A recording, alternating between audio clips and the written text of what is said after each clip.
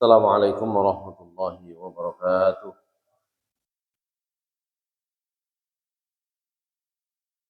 Alhamdulillah. Alhamdulillahilladzi arsala rasulahu bil huda wa dinil haqqi liyudhhirahu 'ala ad-din wa kafaa billahi shahida. Asyhadu an la ilaha illallah wahdahu la syarika lah wa asyhadu anna Muhammadan 'abduhu wa rasuluhu la nabiyya ba'da. Allahumma salli wa sallim wa barik ala nabiyyina Muhammad wa ala alihi wa sahbihi wa wala. Rabbi shrah li sadri wa yassir li amri wahlul 'uqdatam min lisani yafqahu qawli. Rabbi zidni ilma warzuqni fahma birahmatika ya arhamar rahimin. Amma ba'du, hadirin jamaah salat maghrib yang rutin di Salat Darussalam yang dimuliakan Allah Subhanahu wa taala. Pertama, marilah kita syukur kepada Allah Subhanahu wa taala atas karunia dan rahmat yang dianugerahkan oleh Allah Subhanahu wa taala kepada kita sekalian. Salawat dan salam mudah-mudahan senantiasa tercurah kepada Nabi Muhammad sallallahu alaihi wasallam, pada keluarga beliau, sahabat-sahabat Rasulullah sallallahu alaihi wasallam, orang-orang yang mengikuti jalan Rasulullah sallallahu alaihi wasallam hingga hari akhir.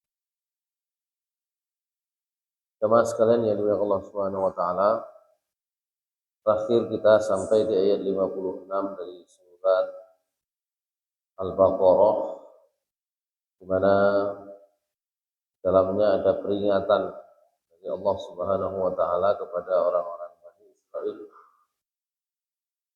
Sekaligus di dalamnya ada pelajaran bagi kita semua. Peringatan Allah Subhanahu wa taala kepada Bani Israil itu terkait dengan banyaknya karunia Allah Subhanahu wa taala yang diberikan kepada mereka. Sementara di sisi lain, Bani Israil justru terus membuat kesalahan, kekeliruan, dan dosa kepada Allah Subhanahu wa taala. Kekeliruan dan dosa itu diantaranya, saya sebut sebelumnya di pertemuan sebelumnya, itu manusiawi. Orang-orang Bani Israil ingin dapatkan penjelasan yang lebih bisa diterima menurut akal pikiran, menurut panca indera mereka, khususnya terkait dengan keberadaan Allah Subhanahu wa taala. Di kita itu kan begitu, menjadi semakin yakin manakala setiap apa yang kita inginkan langsung tersambung ya dengan kehendak Allah Subhanahu wa taala. Kok umpama ben mantun salat niku ya. Umpama ben mantun salat, setiap selesai salat andaikan di bawah sajadah itu langsung ada uangnya. Nek mboten salat itu ana duwike, ya mungkin kita semakin percaya, ngoten biasanya kira-kira. Ya karena cara kita mengukur kebenaran itu biasanya maunya adalah dengan pembuktian yang dekat, yang gampang, yang kelihatan, ngoten lho. Salat langsung kabul tungane misalnya. Itu langsung percaya. Sama juga dengan Bani Israil sebenarnya. Hanya saja digambarkan di ayat 55, 56 itu bahwa Bani Israil itu inginnya langsung melihat Allah Subhanahu wa taala. Ingin melihat Allah secara langsung itu maksudnya pelajarannya bagi kita itu sering kali, manusia itu sering kali mau menerima kebenaran itu kalau langsung kelihatan di depan matanya. Ini makna lain dibalik melihat langsung Allah Subhanahu wa taala. A'udzubillahi minasyaitonirrajim. Wa iz qultum ya Musa lan nu'mina laka hatta narallaha jahra.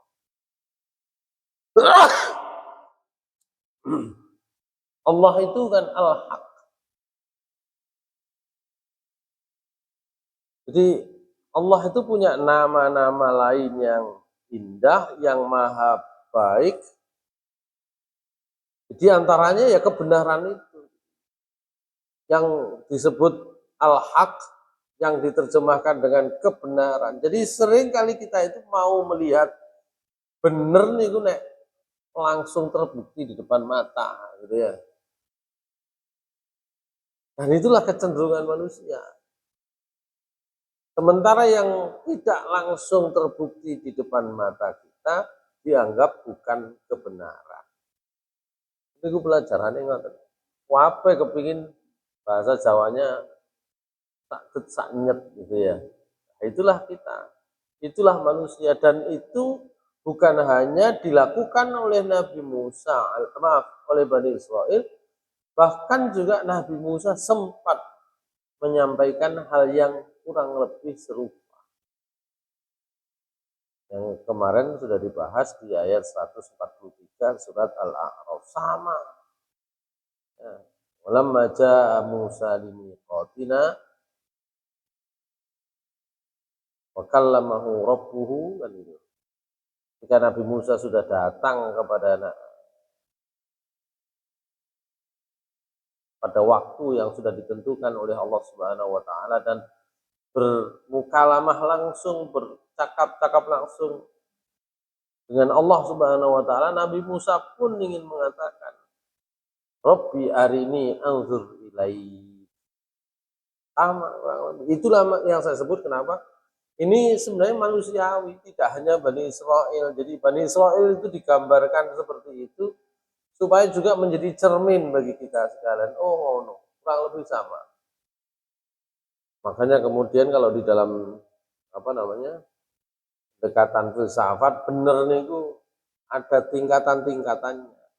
Ada yang menurut panca indera, ada yang menurut akal pikiran, dan ada yang lebih daripada itu adalah kebenaran yang ukurannya adalah kebenaran dari Allah Subhanahu. Semuanya dari Allah. Cuma Allah Subhanahu wa taala memberikan ukuran kebenaran itu bertingkat-tingkat sesuai dengan kapasitas manusia. Makanya kebenaran yang sifatnya indrawi itu biasa disebut dalam istilah filsafat dengan kebenaran korespondensi.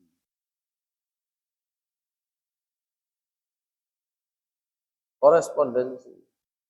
Peluru banjir, ya cocok banjir.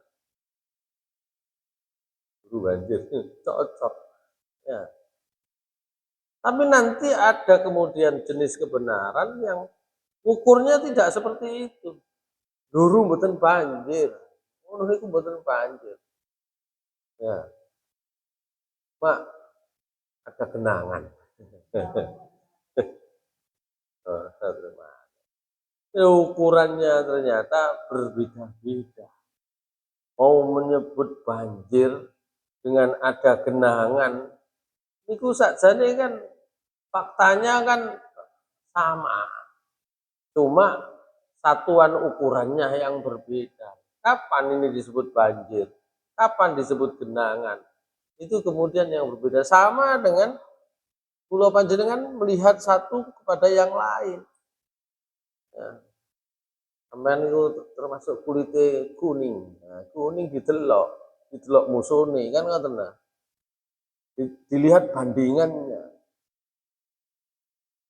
Ditimbang aku kan gitu.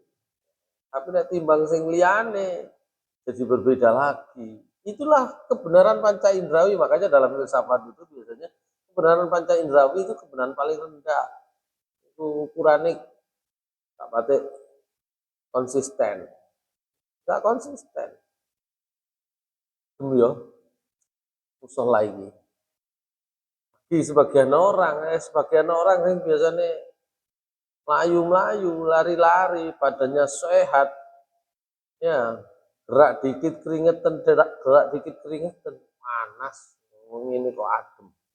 Itulah panca indrawi. Jadi Allah Subhanahu wa taala ingin menunjukkan kepada Bani Israel, sebenarnya kepada kita, bahwa mengukur mengenal Allah, mengakui keberadaannya dengan cara panca indera itu cara yang lemah sekali. Fa'akhazatkumus sha'iqah. Oleh karena itu kemudian orang mempunyai kategori kebenaran berikutnya, ukurannya berbeda, yaitu dengan nalar, dengan akal pikiran. Nah, kalau dengan pelajari cara Allah mengajari Nabi Musa ya, untuk berguru dalam tanda petik kepada Nabi Khidir, yang digunakan oleh Nabi Musa itu kan ukuran kebenaran empirik dan kebenaran logis. Dua level kebenaran. Ketemu perahu dilubangi. Di mana-mana kalau ada orang ketemu perahu kok dilubangi, ya itu secara nyata itu salah. Jelas akan tenggelam kok. Kemudian ketemu anak kecil langsung ditempeleng mati misalnya, itu juga begitu, secara kasat mata itu kekeliruan. Kemudian ketemu ketemu rumah yang mau roboh, padahal di situ mereka kehabisan bekal, minta makan, ya penduduknya nyengit kabeh. Itu sudah bukan pengalaman empirik yang indrawi, itu sudah logika. Itu pun nggak masuk logika. Kok ya dipikir, meskipun membangun itu kebaikan. Bangun rumah yang mau roboh itu kebaikan, tapi nggak logis. Oh di situ itu, di sini wongin nyengit-nyengit kok. Pelit. Tapi dua ukuran kebenaran itu kan tidak menjadi ukuran kebenaran yang dipakai oleh Nabi Khidir. Nah, ukuran kebenaran lain, yaitu kebenaran menurut Allah Subhanahu wa taala yang kita tidak tahu. Makanya tadi ngukur apakah banjir di kawasan Bluru dan sekitarnya ini disebut sebagai sebuah musibah atau justru di sini banyak hikmah, itu ukurannya nanti bisa beda-beda. Ini sama, ini pelajaran yang bisa kita ambil dari ayat yang kemarin, bahwa Allah ingin mengajarkan ya, bahkan setelah ada banjir ini pun sebenarnya ada banyak kebaikan yang ingin diberikan oleh Allah Subhanahu wa taala. Nek iso mengambil kebaikan. Umpama mboten banjir daerah sini, coba jenengan bayangno. Wis dalane ciut, omahe rapet, ya, tanahe lebak, banjir. Punya bayangan. Kok umpama perumahan di Bluru dalane misalnya tidak sesempit ini. 3 kalinya misalnya. Coba jenengan bayangno. Dan tempatnya tinggi. Bahkan bila perlu aspalnya mulus, besok kayak jalan raya, besok metu juga gitu dari rumah. Khawatir delok wong kendaraan banter-banter.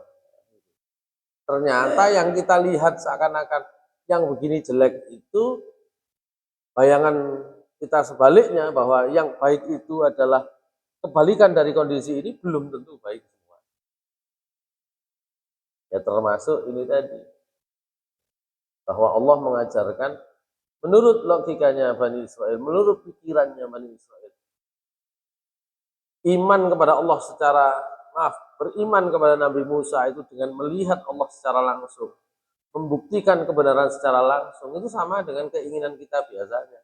Sholat langsung suci. Itu kan? Itu sama kayak begitu sebenarnya. Beribadah langsung sembarang urusan gampang.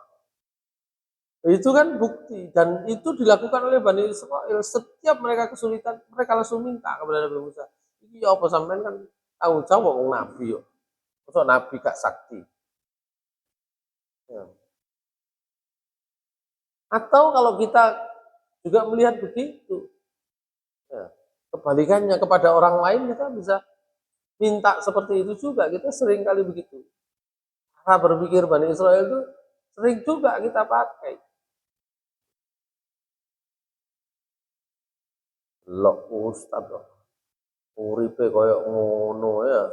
Misale beda nontel, misalnya mengurusi awake dhewe urung beres misalnya. Itu kan cara berpikir kita. Karena itu dicontohkan oleh Allah di antara banyak nabi dan rasul itu enten sing dungdeng Nabi Daud, Nabi Sulaiman kan sakti mandraguna, sugih kan gitu kan. Dan tidak ada bandingannya. Tapi kan ada nabi lain yang tidak begitu. Di sini loro-loron Nabi Ayub, benar kan? Nah kalau semua tak nabi itu kayak Nabi Daud, Nabi Sulaiman, ya, kita kalau mau iman nanti juga akan susah. Mungkin memberiku nabi, ini duduk nabi ya. Gitu. Oleh karena itu dicontohkan juga, oh nabi yang berbeda, dengan cara yang berbeda. Ternyata terpenting dari itu semua adalah bagaimana apa yang kita kerjakan, kita lakukan itu merupakan bentuk keimanan kepada Allah Subhanahu wa taala, sehingga apa yang diperintahkan itu kemudian dilaksanakan. Apa yang dilarang oleh Allah itu bisa kita jauhi. Itu kan intinya kan begitu. Karena sembarang langsung itu mari. Oleh karena itu kalau Allah Subhanahu wa taala mengingatkan kita semua bahwa seandainya Allah menginginkan, ya semua orang di penduduk bumi dibuat beriman semua, selesai gampang. Makanya kalau ada orang tanya, kenapa Allah Subhanahu wa taala menciptakan macam-macam? Menciptakan ada yang iman, ada yang tidak. Kok kemudian nanti masuk surga, masuk neraka? Kalau semuanya dibuat seragam sama, taat semua, patuh semua, itu sudah. Sinten niku? Ya selain manusia, niku pun mari kabeh. Malaikat niku, mboten enten sing warna-warni. Malaikat itu selesai semua, sujud semua. Pikiran kita saja karena kita nggak mau punya usaha, pinginnya seragam. Nah Allah bin adil kabeh seragam. Itu pikiran kita. Allah justru memberikan kepada kita kemuliaan, manusia itu diberikan kedudukan yang tinggi, manakala kita diberikan keleluasaan, kebebasan, pilihan, kemudian membuat pilihan-pilihan yang baik. Itu kurang lebih pelajaran kita, bahwa itu ada peringatan kepada Bani Israel, tapi sekaligus sebagai cermin bagi kita. Seringkali kita itu ingin mempercayai sebuah kebenaran manakala dia langsung terbukti di depan kita. Kita lanjutkan di ayat 58 ya. Maaf 57 dari surat Al-Baqarah. A'udzubillahi minasyaitonir rajim.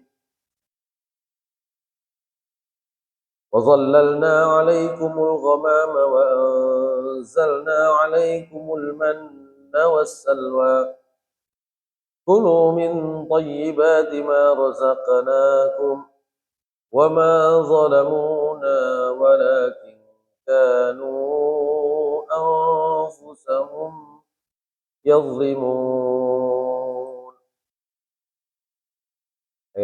Satu ayat lagi barangkali, ayat 58. وإذ قلنا ادخلوا هذه القرية فكلوا منها حيث شئتم رغدا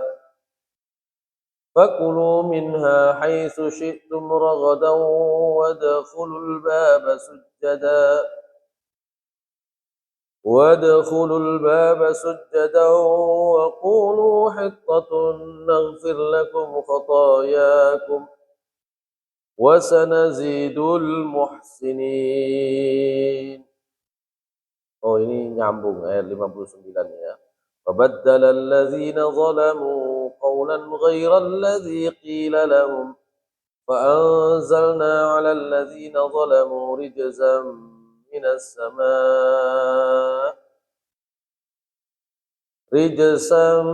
السماء بما كانوا يفسقون.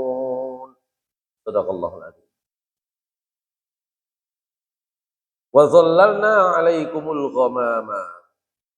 Dan kata Allah Subhanahu wa taala, ini wawunya wawu ataf kembali kepada ayat sebelumnya. Berarti di dalam ayat ini juga ada peringatan. Dan ingatlah juga saat dhallalna 'alaikumul ghamam. Kami naungi kalian. Ya. Jadi az-zil itu adalah naungan.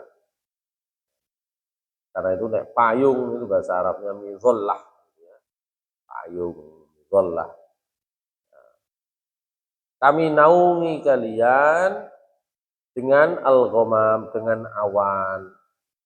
Wa anzalna 'alaikumul manna wassalwa, juga kami turunkan kepada kalian al-manna wassalwa dan salwa. Apa itu al-man? Apa itu as-salwa? Nanti kita bahas. Kulu min thayyibati ma razaqnakum. Kata Allah, dengan manna dan salwa itu makanlah oleh kalian rizki yang sudah kami berikan kepada kalian yang baik-baik. Ya. Wa ma zalamuna walakin kanu anfusahum yadhlimun. Dan tidaklah mereka itu menganiaya kami. Jadi kalau mereka melakukan dosa, kalau Bani Israel itu melakukan kemaksiatan, itu tidak merugikan kami sendiri. Ya. Walakin kanu anfusahum yazlimun, tetapi mereka menyusahkan, menganiaya diri mereka sendiri. Masyaallah muslimin rahimakumullah. Jadi Bani Israel itu karena kemarin di ayat-ayat sebelumnya mereka cepat sekali mengganti keyakinan mereka. Cepat sekali ya, iman Bani Israel itu kok hilang karena hal-hal yang sebenarnya sementara. Mereka menjadikan anak sapi sebagai Tuhan. Gur ditinggal Nabi Musa 40 dino, 40 hari sudah berubah. Ya. Kadang-kadang kita itu tidak nunggu 40 hari, karena itu Rasulullah SAW ya, berikan pesan kepada kita supaya kita itu cepat-cepat berbuat baik, cepat-cepat supaya kita itu mengerjakan kebaikan dan jangan sampai menunda-nunda, karena boleh jadi kata Rasulullah SAW ya, tatakunu fitanan kaqita'il lailil muslim. Karena fitnah itu, ujian dari Allah datang kepada kita itu kaqita'il lailil muslim.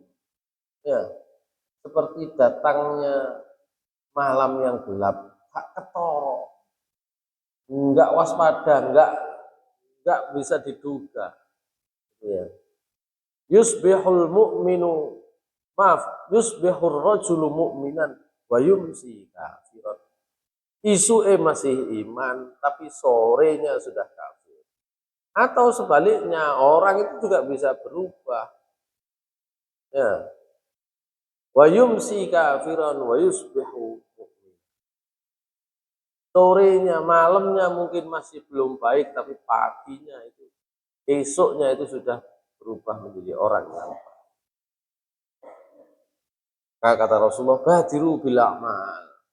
Ya, segera kalau ada kebaikan, segera disambut, segera kerjakan. Karena itu tadi, ada kemungkinan kita itu berubah dalam waktu yang sangat cepat. Kalau Bani Israel itu 40 hari sudah berubah, awalnya mereka percaya, kemudian mereka mengambil sapi sebagai Tuhan, maka Allah menghukum mereka. Jadi Allah Subhanahu wa taala juga begitu kepada apa jenenge Bani Israel.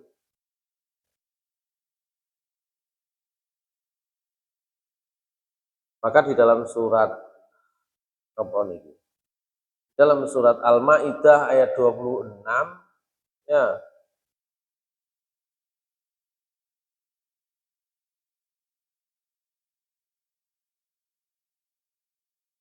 Surat Al-Maidah ayat 26. Allah Subhanahu wa taala menjelaskan. Ya. Qala fa innaha muharramatun 'alaihim 40 sanah. فإنها محرمة عليهم 40 سنة يتيهون في الأرض فلا تأس على القوم الفاسقين.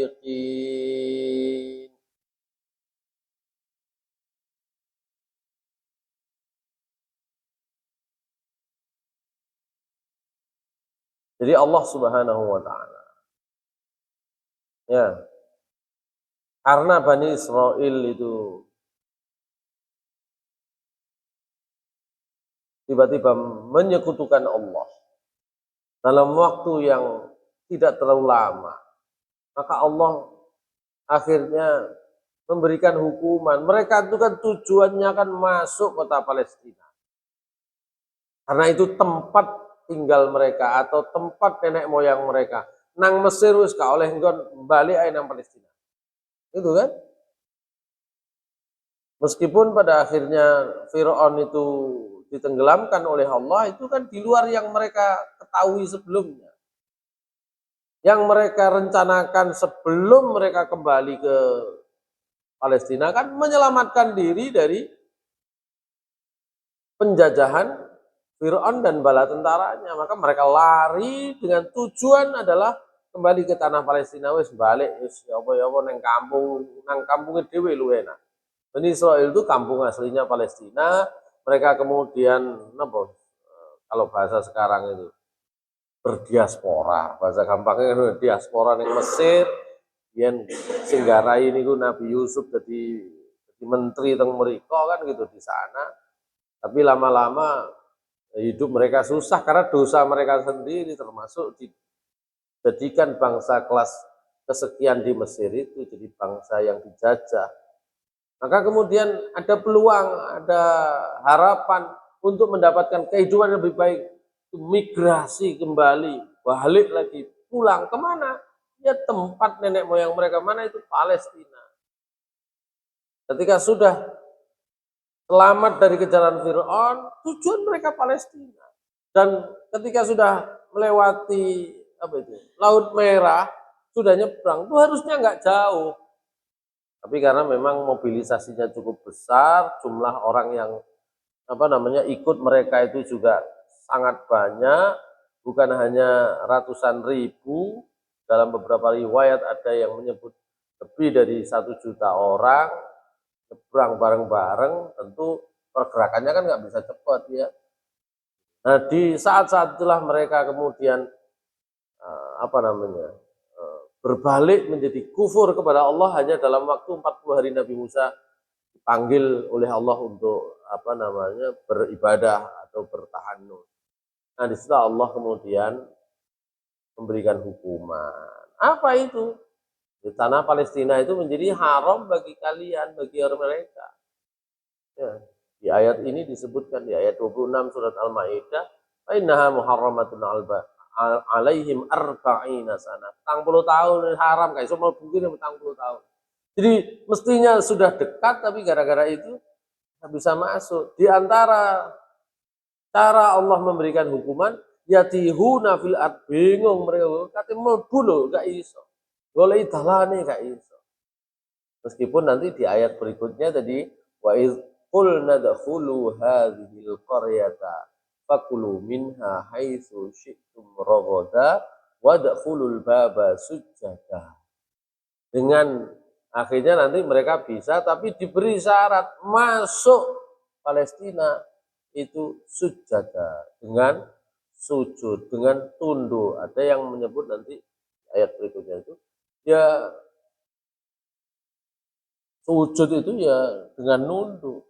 Meskipun mereka itu punya tinggi badan yang cukup ini, tapi mereka masuk dalam keadaan tersebut sesuai dengan keinginan Allah Subhanahu wa taala. Nabi Musa itu dukure 2,7 meter, 2,8 meter nah Nabi Musa.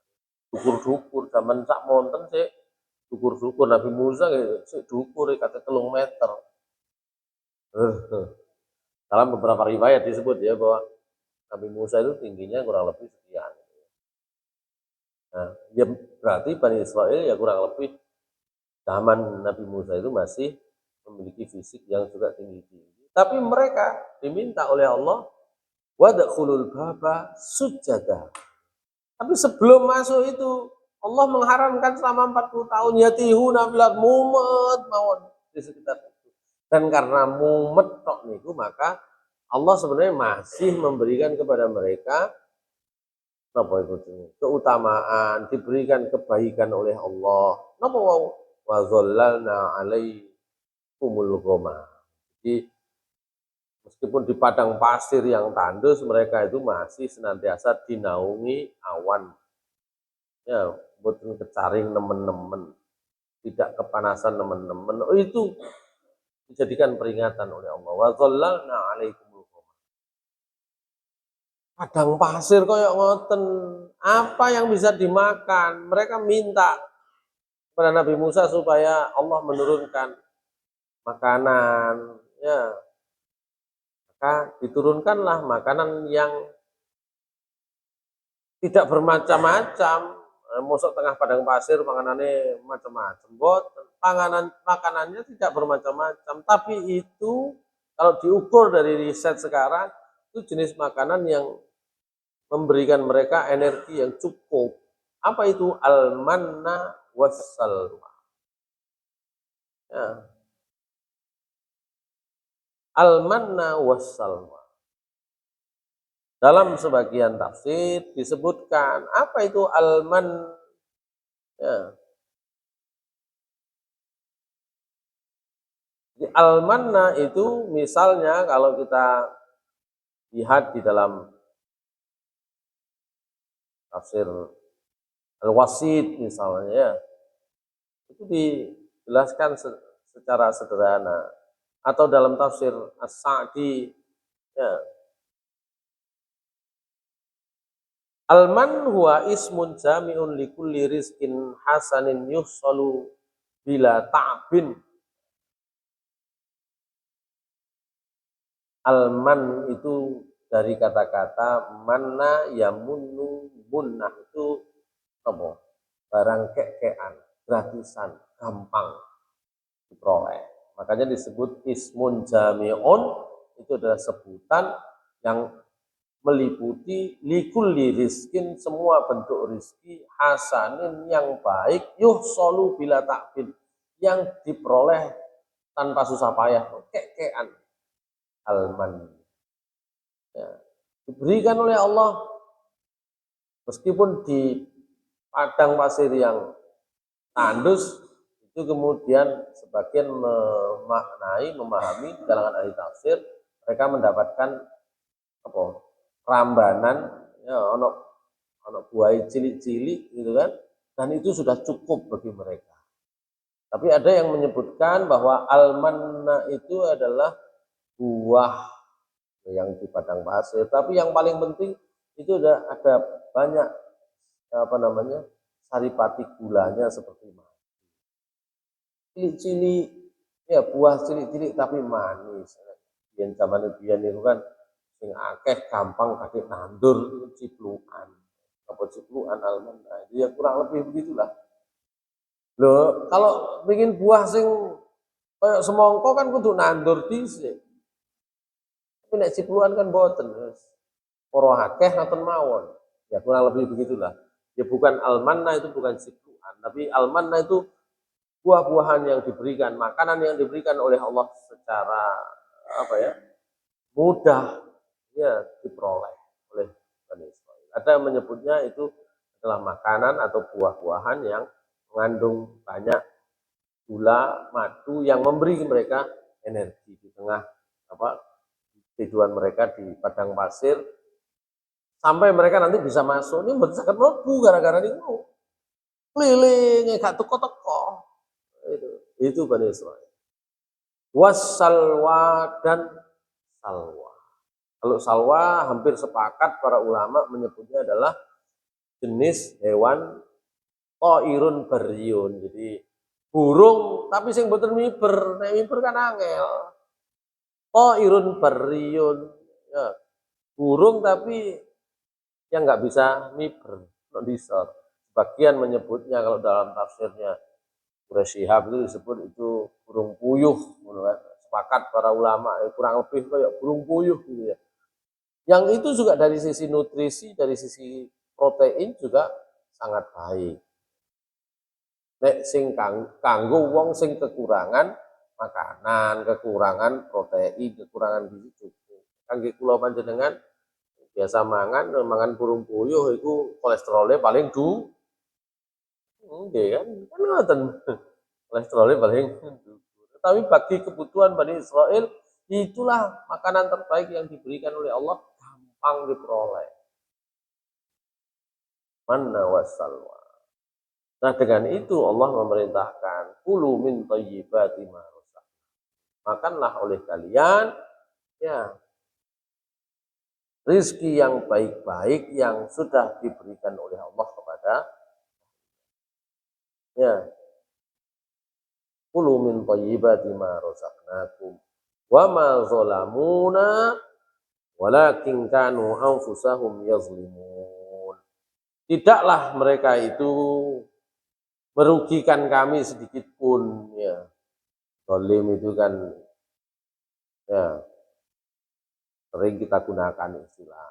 Ya, Bani Israil itu kata Allah tidak menzolimi kami. Apa menzolimi? Maksudnya tidak merugikan. Jadi Allah diperlakukan dengan Bani Israil mengerjakan maksiat itu enggak rugi belas. Itu gampangan. Enggak rugi. Jadi itu menjadi pelajaran bagi kita. Kita itu mau taat kepada Allah atau kita itu sebaliknya berbuat dosa, Allah gak pengaruh, betul rugi belas. Tapi kalau itu dilakukan, walakin kanu anfusahum yazlimun. Mereka lah yang merugikan diri mereka sendiri, berbuat zalim, menganiaya diri mereka.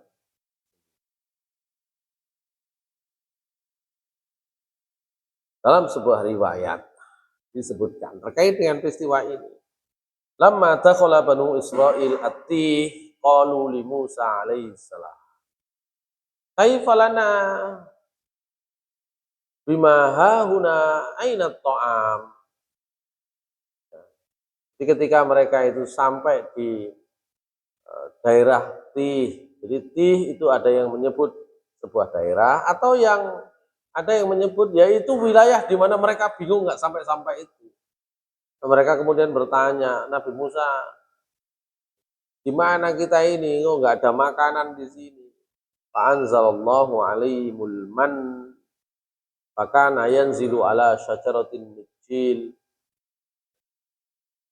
wassalwa wa huwa ta'irun yushbus samani akbar minhu fakana ya'ti ahaduhum fayanzuru ila at-tayri fa in kana saminan dhabahu wa illa arsalahu. Jadi mereka mendapatkan akhirnya Nabi Musa kita ini kan di tempat seperti ini belum sampai ke kota, belum sampai ke Palestina, nggak ada makanan, nggak nopo niki.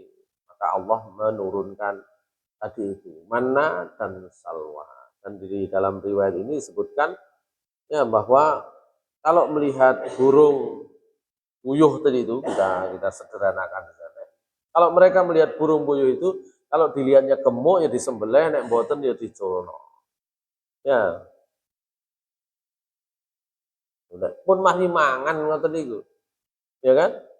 Pun mari oleh nutrisi ya, buah-buahan kecil tapi manis, sudah dapat makanan ya, di situ ada proteinnya yang cukup tinggi, unggas, burung apa wau, puyuh. Lho, ngono niku sik takon. Niku kan makanan faina syarab. Terus ngombene ya napa? Itulah nanti Allah Subhanahu wa taala di ayat berapa berarti nanti? Ayat 57, 58, 59 di ayat 60 mengatakan wa izistasqa Musa liqaumihi faqul nadrib bi asaqal hajar. Niku Bani Israil niku keutamaane ngono nek njaluk ya sak munine ngoten lho. Iki ana apa niki? Jadi seakan-akan Nabi Musa sebagai nabi dan rasul dan juga nanti nabi-nabi lain. Jadi kebiasaannya Bani Israel. Nabi-nabi lain itu nanti kalau mereka memang mereka ditempatkan sebagai nabi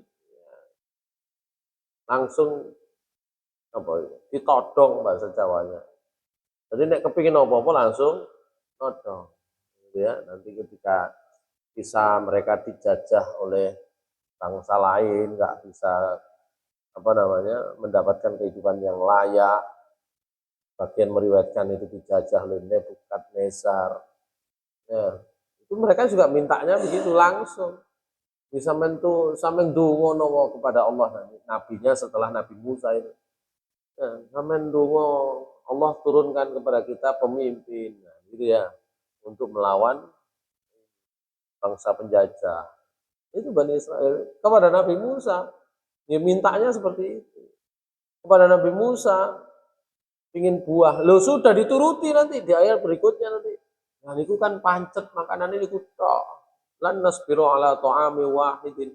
Kita enggak betah nek panganannya kok pancet ngono tok, menune mosok situ tok. Itu kan ini Bani Israil. Nanti dapat kasus Nabi Musa ditodong lagi. Ya, sampean kan nabi, ini enten kasus pembunuhan nggih mbok. Sampean dudunno sapa sing laku kan gitu. Jadi itulah Bani Israil. Ini kadang-kadang ada guyonan ya.